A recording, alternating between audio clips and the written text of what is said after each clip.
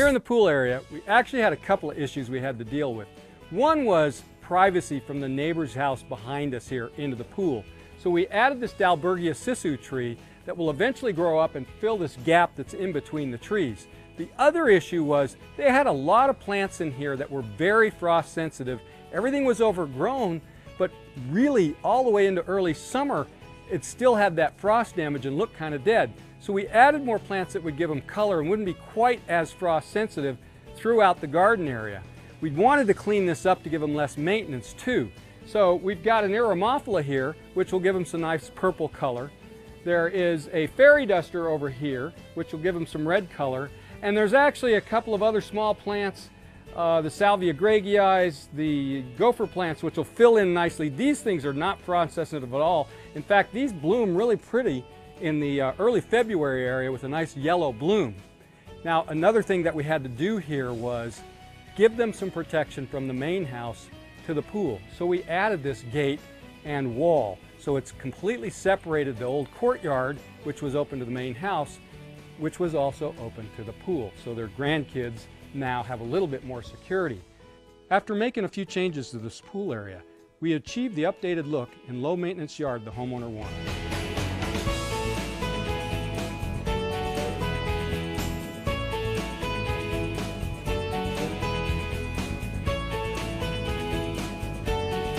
So speaking of pool area, nothing goes better poolside than having a cocktail.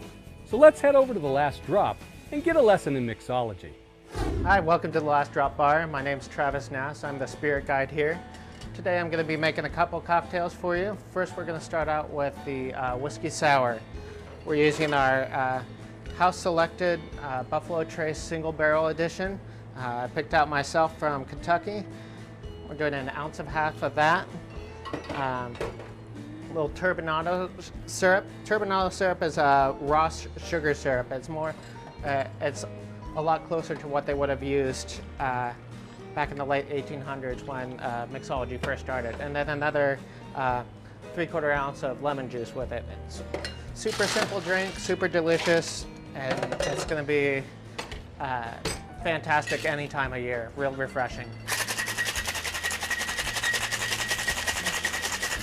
Give that a quick shake. You want to shake any drink with juice and stir any drink without.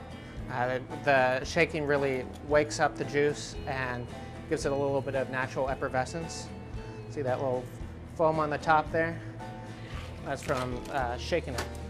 And then we're going to garnish it with a little maraschino cherry and orange flag.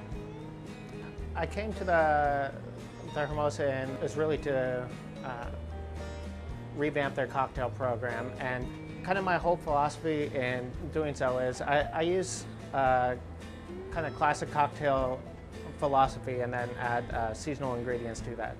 So we use a lot of fresh produce from not only from our garden but from local farmers as well. Our philosophy is simple: just use fresh quality ingredients and quality booze. Next cocktail we have for you is one of my favorite drinks. It's a perfect nightcap. We're doing the Forget-Me-Not. It's one of my signature cocktails here. It's using Ransom Old Tom Gin. It's actually from Oregon, and they age it in Pinot Noir barrels. That's why it's got a little bit of color to it. And we're going to add to that some Fernet Branca. It's a bitter Amaro from Italy. It's got chamomile base to it, very, very delicious, great digestif, and a little yellow chartreuse. Yellow chartreuse is an herbal liqueur made in France by Cartesian monks, and the three of them together is just a beautiful, beautiful cocktail.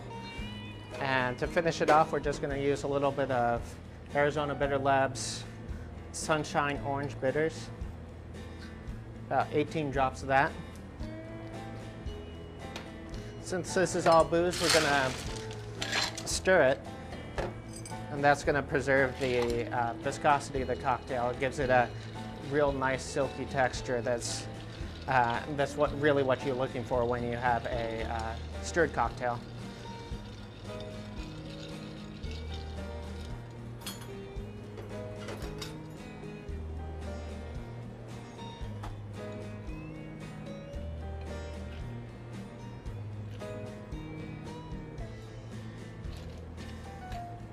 We're going to garnish that with the flamed lemon peel.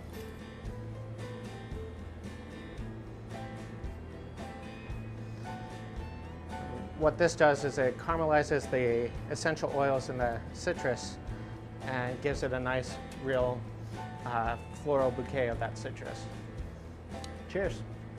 The last drop it's very homey, and it's a very welcoming atmosphere. It's a great place to to sit back, have a cocktail or two, a little food, and enjoy friendship either with our bartenders or with your friends. Treat them to a cocktail experience that's far beyond anything they ever expected. Next on Step Outside, see the elegant changes in the courtyard and how this entrance has been transformed.